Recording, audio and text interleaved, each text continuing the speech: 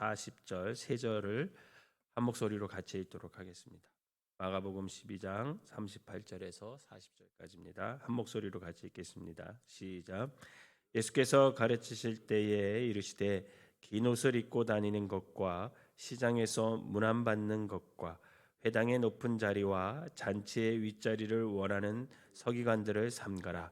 그들은 과부의 가산을 삼키며 외식으로 길게 기도하는 자니 그 받는 판결이 더욱 중하리라 하시니라. 아멘. 오늘 말씀 우리가 읽은 세 절 그 전에는 그리스도가 왜 다윗의 자손에 되는가라는 질문을 예수님께서 서기관들에게 하시면서 그 이유에 대해서 쭉 설명을 하셔요. 그리고 나서 오늘 말씀 이어서 보면 그 서기관들에 대한 아주 통렬하게 예수님께서 꾸짖는 그런 장면이 나옵니다. 오늘 38절에서 40절에 제가 다시 읽으면 이렇게 얘기하고 있어요. 예수께서 가르치실 때에 이르시되 긴 옷을 입고 다니는 것과 시장에서 문안받는 것과 회당의 높은 자리와 잔치의 윗자리를 원하는 서기관들을 삼가라. 그들은 과부의 가산을 삼키며 외식으로 길게 기도하는 자니 그 받는 판결이 더욱 중하리라 하시니라. 이렇게 예수님께서 말씀하세요. 예수님의 말씀을 세 가지 정도로 서기관들의 잘못을 지적하고 있는데, 첫 번째가 뭐냐면 그들은 늘 대접받고 인정받기를 좋아한다, 이렇게 말씀하시는 거죠. 항상 그들은 멋진 옷을 입고 다니면서 사람들로부터 인사받는 것을 굉장히 좋아합니다.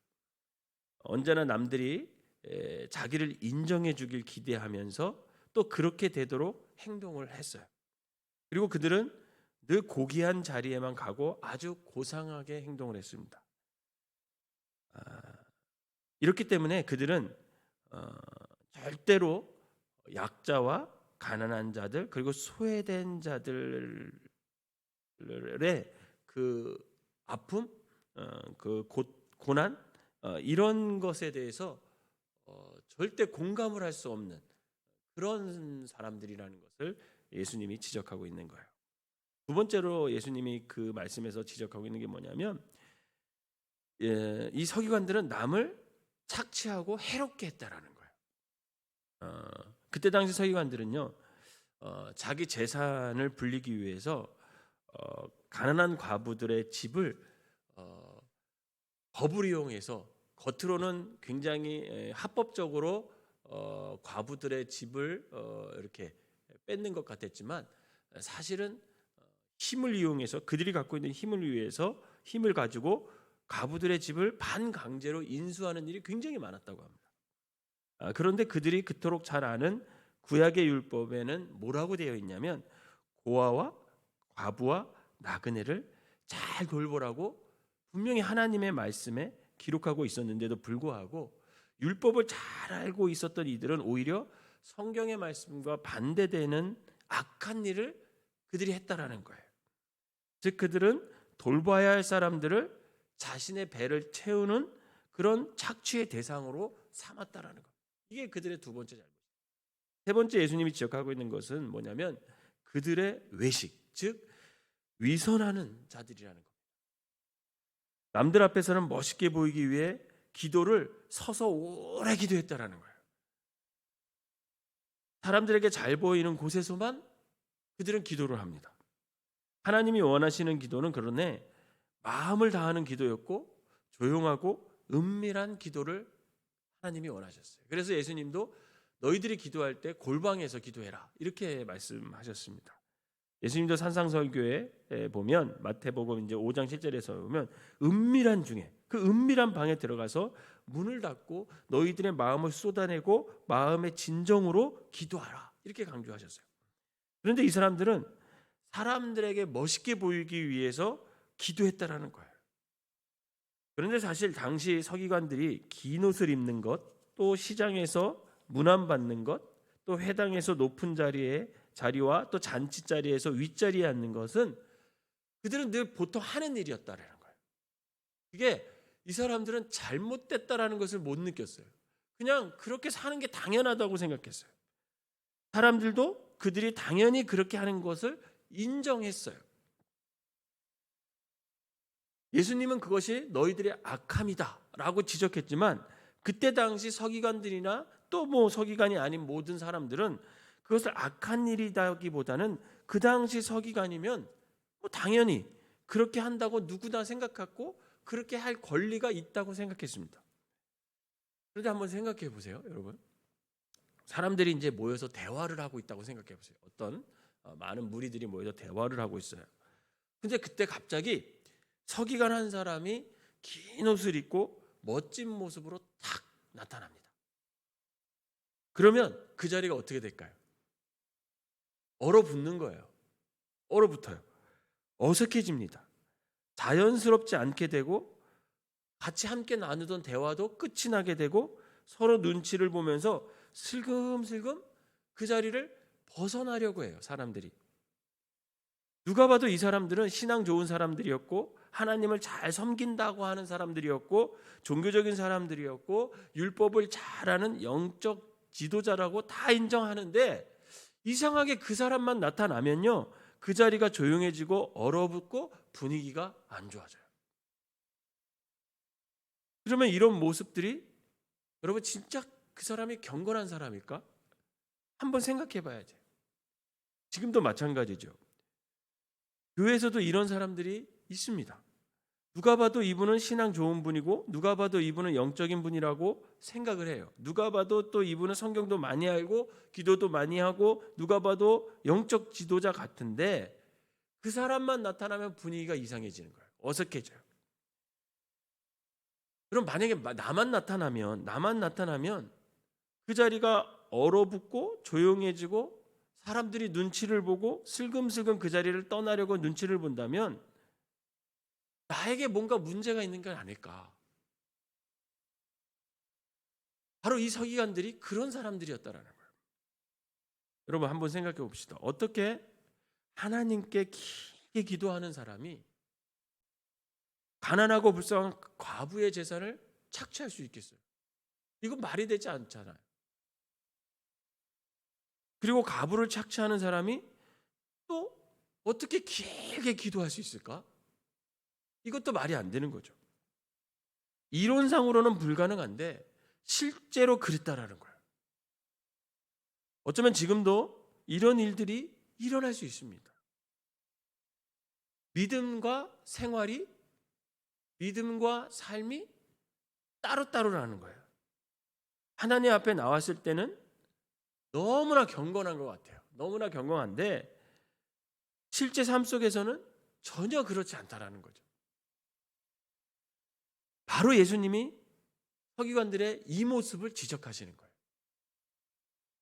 서기관들의 종교적으로 잘못했다 이렇게 보는 게 아니에요. 너희들이 율법이 틀렸다 이렇게 아는 것이 틀렸다 이렇게 생각하는 거예요. 사실 그들은 율법에 대해서 어렸을 때부터 배웠기 때문에 구약에 대해서는 너무나 잘 알고 있었죠. 하나님의 말씀에 대해서는 너무나 잘 알고 있었습니다. 예수님이 그걸 지적하는 게 아니에요. 예수님이 그들이 종교적으로 잘못하고 있다 이런 것보다는 그들의 영적인 생활을 하는 것과 실제 삶이 너무나 달랐다라는 거예요. 그것을 예수님이 지적하는 겁니다. 사랑하는 성도 여러분. 그런데 말씀이 생활 속에서 살아서 적용된다면 말씀이 만약에 우리 생활 속에 살아서 적용된다면 아무 문제가 안 되죠. 아는 것과 행하는 것. 이것이 균형을 잡는다면 정말 그 사람은 문제가 될 게 없습니다. 그런데 말씀이 생활 속에 살아서 적용되지 않으면 우리도 얼마든지 이 서기관처럼 될 수 있다는 것을 알아야 돼요. 하나님을 두려워하고 그분 앞에서 자신의 모습을 살피는 것이 아니라 사람들을 두려워하고 사람들의 눈을 의식하고 사람들 앞에서 자기가 어떻게 보이는가에만 신경 쓰게 되면 이렇게 서기관들처럼 위선적이게 되고 외식을 할 수밖에 없다라는 겁니다. 교회 안에서는 다 경건하고 거룩하고 기도와 눈물과 찬양이 있고 너무 좋은데 실제 삶에서는 전혀 그렇지 않다면 여러분 그것은 정말 큰 문제입니다. 이처럼 하나님 앞에서는 그렇게 잘 믿는 것 같지만 실제 생활에서는 누구나 기피하는 인물이 바로 서기관들이었고 바로 바리새인들의 모습이었다라는 거예요. 그래서 예수님이 그것을 지적하셨고 지금도 그런 사람이 되어서는 안 된다는 것을 오늘 본문을 통해서 오늘을 살아가는 우리에게 말씀을 해주시고 계시다라는 겁니다. 사랑하는 성도 여러분, 오늘 이 새벽에 내게는 혹시라도 이런 위선적인 모습이 없는가 한번 물어보고 한번 생각해 봐야 된다는 거예요. 우리가 정말 신앙생활하면서 경계해야 할 것이 뭐냐면 바로 위선적인 모습이다. 왜 위선적인 모습이 무섭냐면 위선적인 모습이 되는 순간 가장 무서운 것이 뭐냐면 우리의 마음이 굳어진다는 거예요. 우리의 마음이 굳어져요. 그런데 마음이 굳어지면요, 이 굳어진 마음 속에 말씀이 들어가지 못한다라는 거예요. 말씀이 들어가지 못하면 어떻게 되냐? 계속해서 그 위선적인 모습으로 살 수밖에 없다라는 거예요.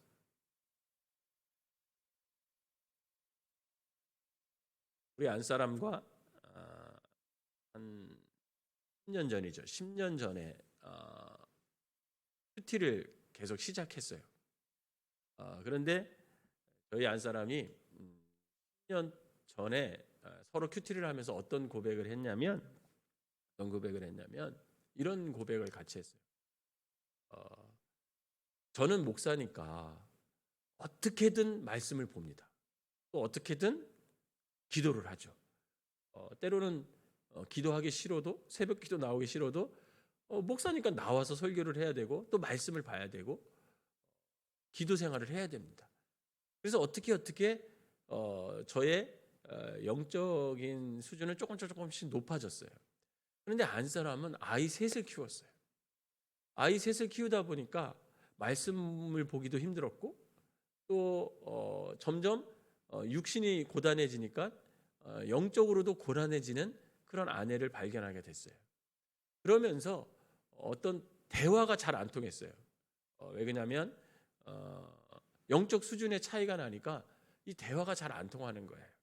저희는 그때 10년 전에 그게 영적인 문제라는 걸 서로 몰랐어요. 그래서 서로 갈등이 있었습니다.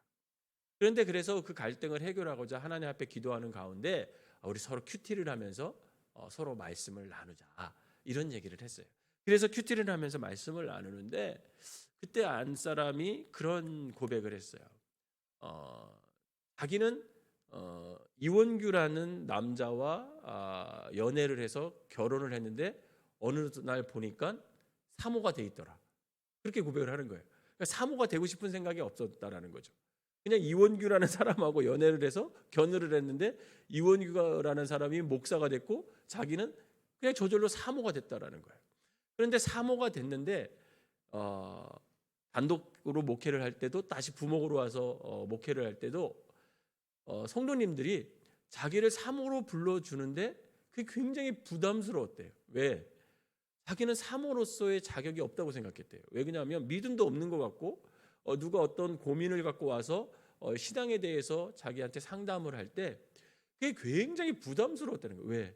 자기는 믿음도 없고 그렇게 상담의 능력이 없는데 사모라는 이유 하나만으로 계속해서 그런 상담을 해야 됐고 그렇게 위선적인 모습으로 살아가는 자기가 너무나 두려웠다는 거예요.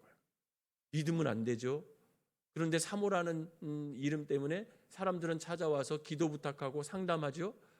이런 게 너무 두렵고 힘들고 자기의 삶이 아니었다라는 모습 얘기를 고민하는 거예요. 그러면서 자꾸만 자기를 위선으로 가리게 됐대요. 사모니까 믿음 있는 척, 사모니까 더 기도하는 척, 사모니까 더 착한 척, 뭐 이러고 살았다라는 거예요. 근데 그런 삶이 너무나 힘들었대요.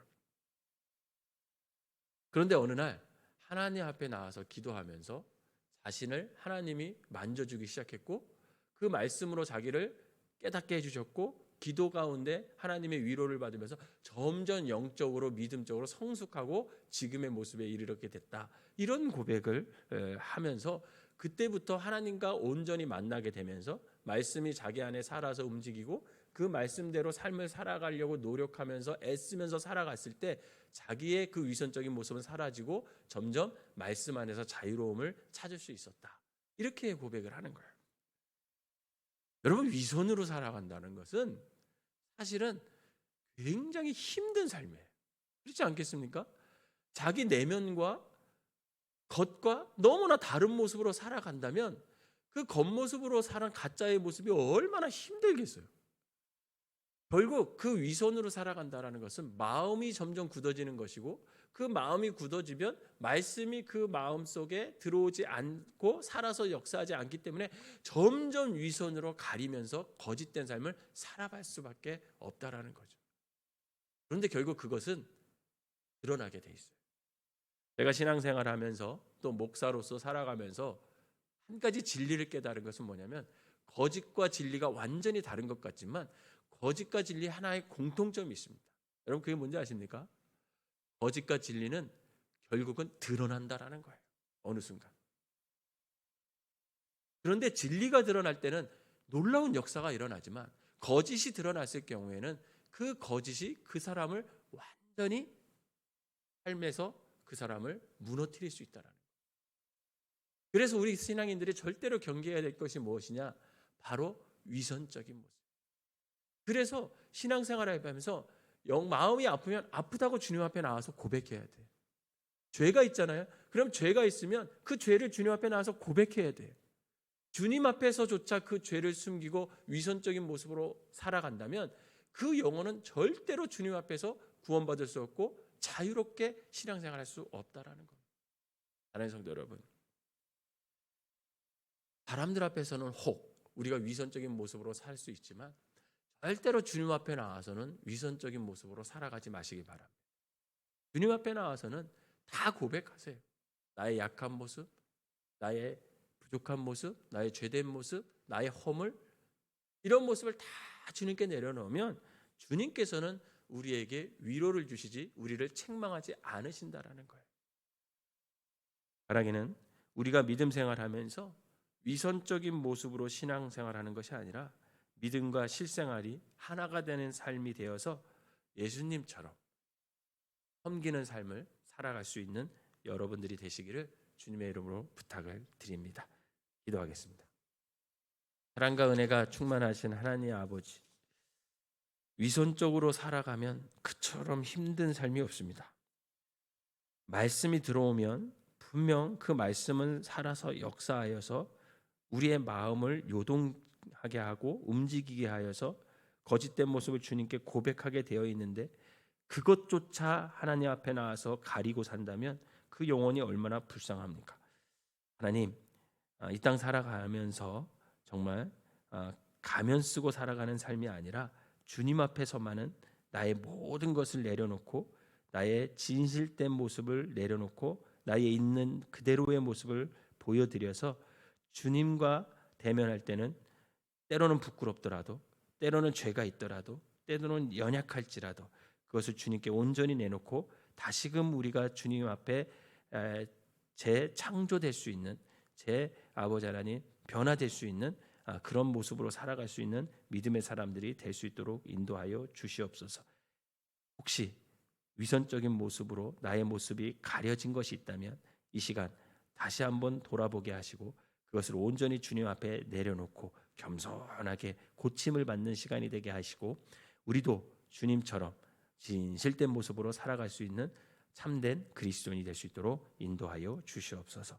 오늘 하루도 거룩한 주일인데 우리의 모든 갖고 있는 것들을 주님 앞에 내려놓고 진실된 모습으로 나와서 하나님께 신령과 진정으로 예배드리게 하시고, 오늘 드려지는 대면으로 드리던 또 비대면으로 예배를 드리던 우리가 드리는 예배가 하나님께 상달되어서 온전한 예배로 주님께 올려드릴 수 있는 우리 모든 생명나무교회 성도들이 될 수 있도록 인도하여 주시옵소서. 예수님의 이름으로 기도하옵나이다. 아멘.